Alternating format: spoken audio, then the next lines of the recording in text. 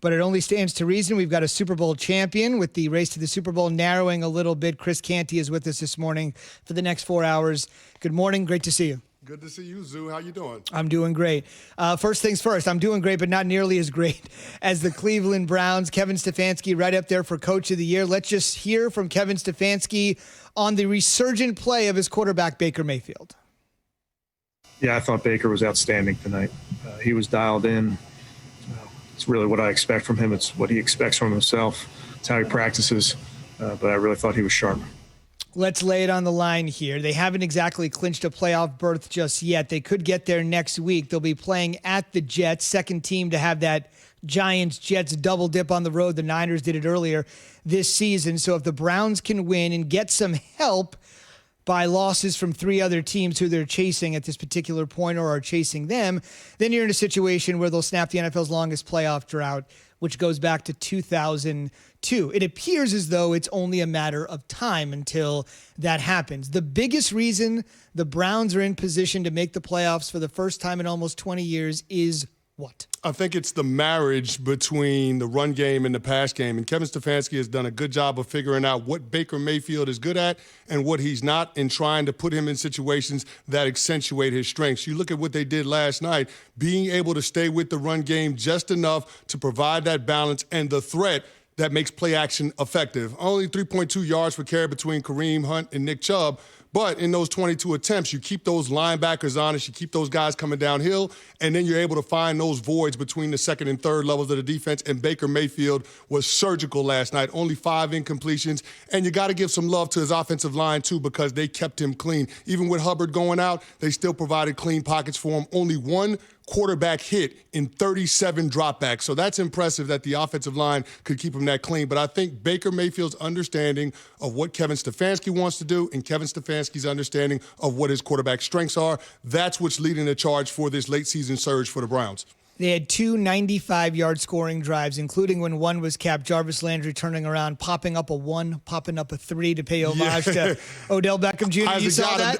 Isaac Yadam for the Giants didn't like that too much. But, I mean, the Giants were shorthanded on the back end. They didn't have James Bradbury. So you knew that their defense would struggle, especially in pass coverage. What I was a little bit surprised was with the complexion of the game, because I thought that their head coach, Joe Judge, did some things to put even more pressure on a defense that was trying to support an offense with a backup quarterback. Indeed, and Joe Judge did say, I don't regret any of the aggressive play calling that was made. He definitely seems like a guy that doesn't have a lot of regrets. He just does what he wants to do and moves forward. From the Browns standpoint, you know, Jay is our resident Giant fan, but he actually said all week long last week on the program that even though he's a ride-or-die Giants fan, that this is a bigger game for the Browns. It certainly turned out to be a bigger game considering where their aspirations are vis-a-vis the Giants. But Jay also said, and I was taken a little aback by that, as was Keyshawn, that he really believes the Browns can, ready for this, win the Super Bowl. Ooh. Win the Super Bowl. We've got all these things about snapping the playoff drought, getting to the 10-win mark for the first time since 2007.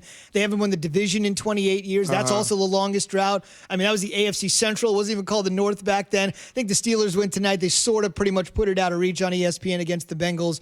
Super Bowl, though, is that a little too much? I was a little bit taken aback by that. Yeah, Jay's putting a little too much on that one. You know, sometimes you have that overreaction Monday, but you're talking about a Browns defense that prior to this game gave up over 80 points in the 2 games that they played. So I think it's a little too early for Super Bowl talk, but it's definitely reasonable to expect this team to get into the postseason and potentially win a postseason game, which is a huge step for the Cleveland Browns program, for their new general manager, Andrew Berry, and their new head coach, and Kevin Stefanski. It's amazing. Baker's 25, Garrett's 24, Andrew Berry, the GM, is 33, the head coach, Kevin Stefanski, is 38. All they do is build, implode, build, implode. Now it feels like they got a nice, young, great foundation to work with. Again, it stands to reason that even though the Browns have won 10 games already this season, and Chris, there's an extra playoff spot available in the AFC and the NFC this year. We got 7 teams making it. You would think, hey, a team gets to 10 wins when more teams than ever are making the NFL playoffs. Yep. That would be enough, but it is still not enough for the Browns. They can clinch a playoff berth next week with a win at the suddenly resurgent, on fire New York Jets, tongue planted firmly in cheek, and then they need losses by Baltimore, the Colts, or the Dolphins to get in. So they need a little bit of help from the opposition of those 3 teams. Biggest thing here is Baker is really, I mean, look, even in the Monday night loss, I thought he was great. He was great yesterday. You mentioned how efficient he was. Why are you believing in him? What's different about it? Well, I think the timing of the passing game is there now. You know, with Baker Mayfield, some of the things that they were doing in the first half of the season, it just looked a little bit off. But now it feels like it's in sync. And I guess that should be a reasonable expectation that this is the time that they start clicking, given the season that we've had in the offseason. No OTAs, no mini camps, you know, modified training camp schedule. So, you know, you're trying to figure things out on the fly. And I think now is that time where they're hitting that sweet spot. And it's perfect for them because this is when you want to be playing your best football. You want to be going into the playoffs with a lot of momentum, and you can certainly say that about the Cleveland Browns in the way they're playing right now. So you look at Stefanski last year at this time working with the Minnesota Vikings. You extract him from the Vikings, you put him on the Browns, and you look what's happened to the Vikings after that 1-5 start. They got out to a nice building block after that. Now they've lost a couple in a row. Their offense seems to be scuffling a little bit. Meanwhile, he goes to Cleveland. He's been the antidote. He's been the reason for success. Where does he fall to you in the Coach of the Year discussion? I think he's in the top 3 or 4 candidates for Coach of the Year. I would put Sean McDermott there. I would still keep Mike Tomlin up there, even though some of the shine on the Pittsburgh Steelers is worn off with the 2 consecutive losses.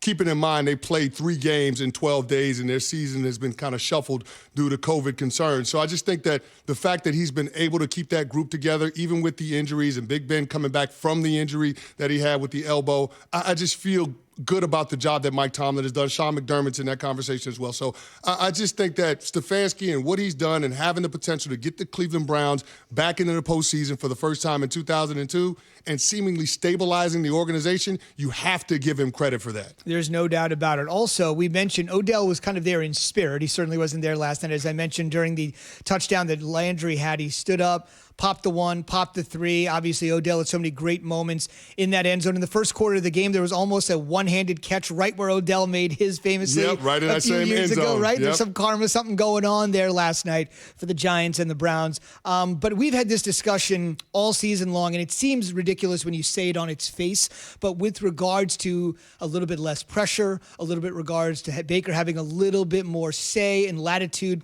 in the offense, do you think the extraction of Odell, not taking anything away from his talent, but just that he's always going to want the ball and there's always pressure to go that way, has having no Odell for this stretch, not counting his talent, for this stretch, helped Baker maybe ease some of the pressure off him? Well, I think it's put more focus on Baker in terms of him understanding the offense and where he needs to go with the football, not trying to do too much, but playing within the structure of what Kevin Stefanski is trying to provide.